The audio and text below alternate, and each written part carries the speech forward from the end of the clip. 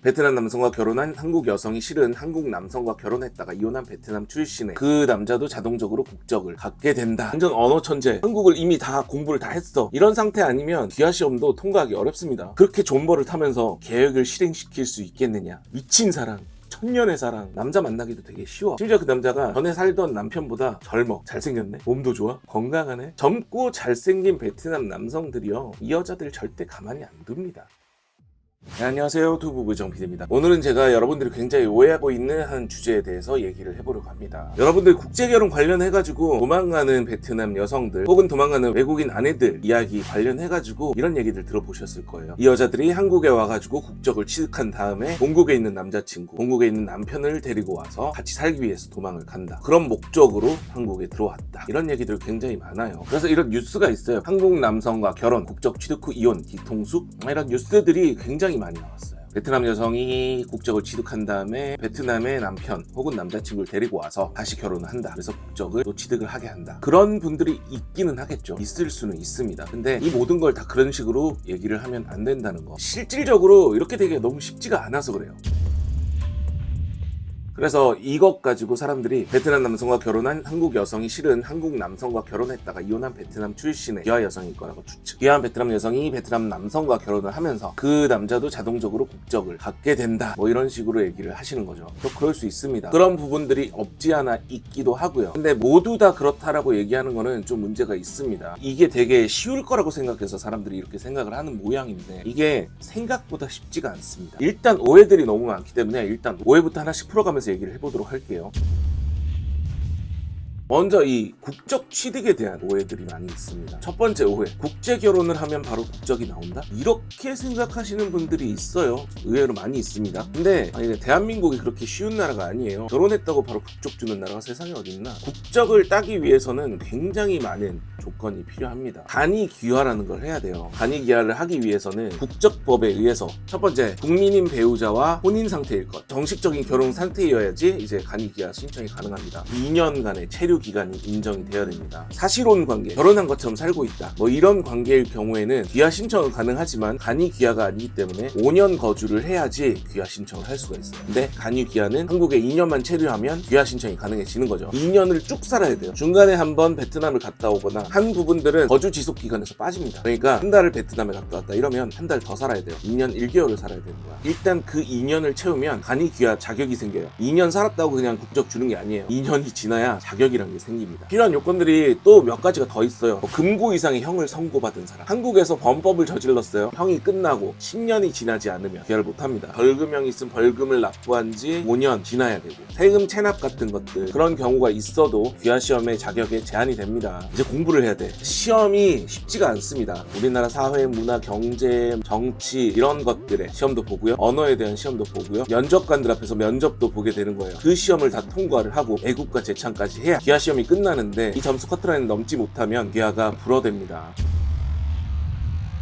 그럼 이런 방법밖에 없느냐? 그거 말고도 귀화하는 방법이 또 하나 있는데, 종합평가 및 면접심사 면제 대상 사회통합 프로그램, 이거를 이수한 사람, 결혼 이민자를 위해서 교육을 해주는 프로그램이에요. 1단계, 2단계, 3단계, 4단계, 5단계 뭐 교육을 해주는데, 이 사회통합 프로그램에서는 언어도 가르치고 문화도 가르치고 경제, 정치, 대한민국의 다양한 부분에 대해서 가르쳐주는 온라인 강의도 하고요, 오프라인 교육도 하고 있는 그런 교육 방법이에요. 법무부에서 하고 있는 이 사회통합 프로그램, 이거를 이수했을 때도 동등하게 귀화 자격이 주어집니다.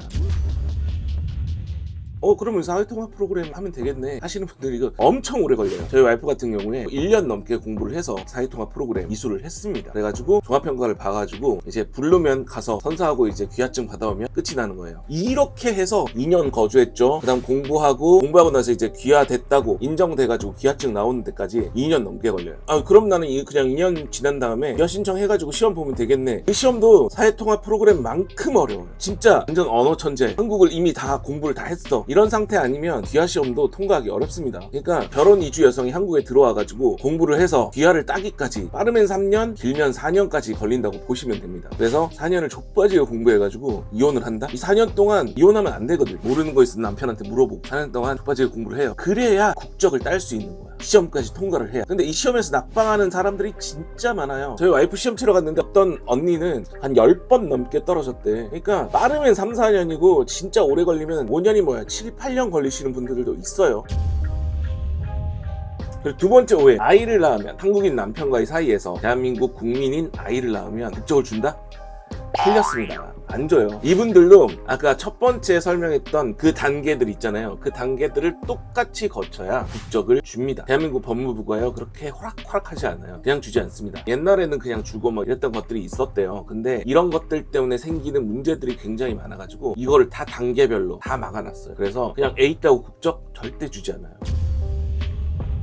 자, 그러면 이제 4년 빨리 해가지고 3년 조금 넘게 걸려 해가지고 국적을 땄어. 그럼 이제 베트남에 있는 남자치고 데려올 수 있겠네? 잘 버텼다 4년. 응? 이제 베트남 남편을 데리고 와서 같이 잘 먹고 잘 살자.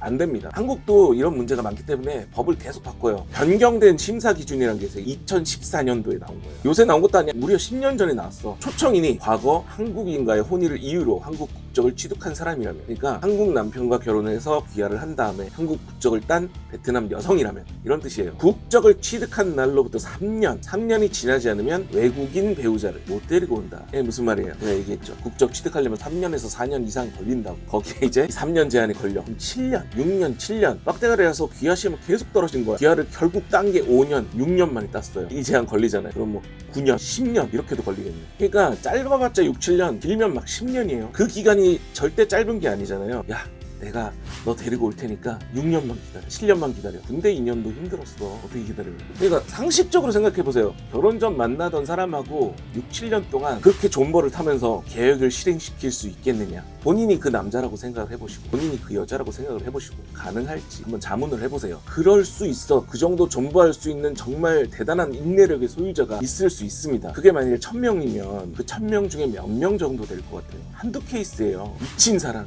천년의 사랑, 한두 케이스. 그거 가지고 전부 그런다고 얘기하면 안 되지.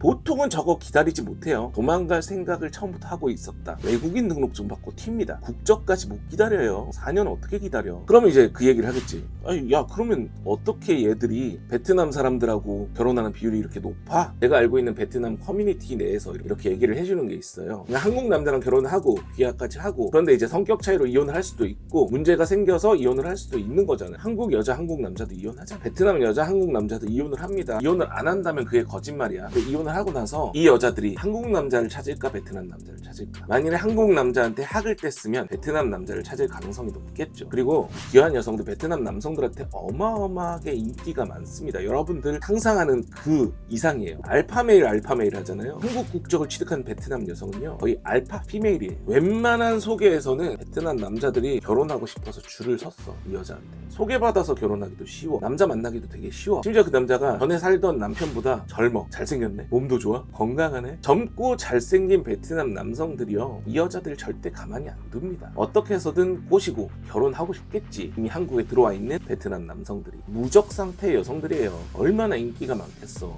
한국 국적을 가지고 있는데. 그러니까 이런 남성들이 이렇게 막 몸 좋고 막 이런 남성들이 가서 이렇게 들이댈 수밖에 없는 거야. 그러니까 어디서 카더라 하는 그런 것만 믿지 말고 실체를 보시고 상황을 이해를 하셔야 된다는 거예요. 네, 그리고 저희 투부부 채널에서는 국제결혼 피해 사례들을 듣고 있습니다. 피해를 보신 남성분들이나 피해 보신 분의 지인들께서는 저에게 연락을 주시면 제가 상담을 해드리도록 하겠습니다. 그럼 다음 시간에 다시 뵙겠습니다. 감사합니다.